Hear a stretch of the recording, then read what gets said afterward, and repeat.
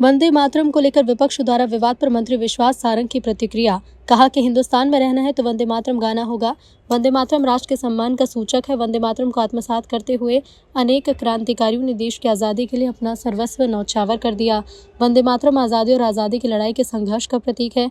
जो लोग कहते हैं कि वंदे मातरम नहीं गाएंगे वो गद्दारों की श्रेणी में है।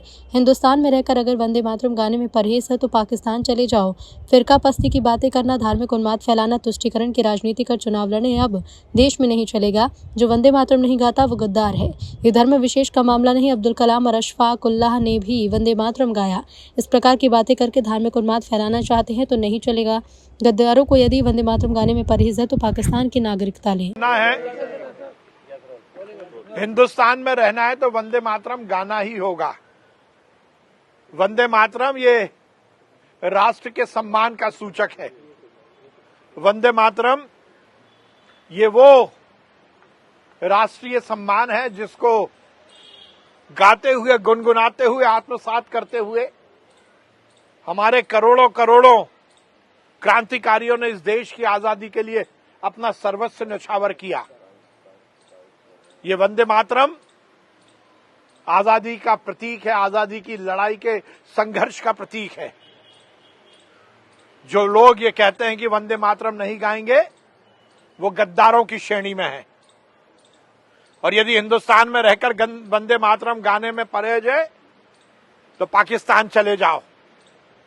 फिरका परस्ती की बातें करना,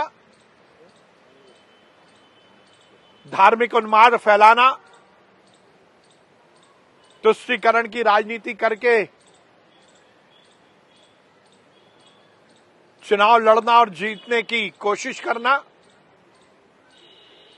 यह अब इस देश में नहीं चलेगा। मैं फिर कहूंगा, जो वंदे मातरम नहीं गाता वो गद्दार है। ये धर्म विशेष का मामला नहीं है। अब्दुल कलाम साहब ने भी वंदे मातरम गाया, अशफाक उल्लाह जी ने भी वंदे मातरम गाया। और ये अब इस तरह की बातें करके यदि धार्मिक उन्माद फैलाना चाहते हैं तो ये नहीं चलेगा। और यदि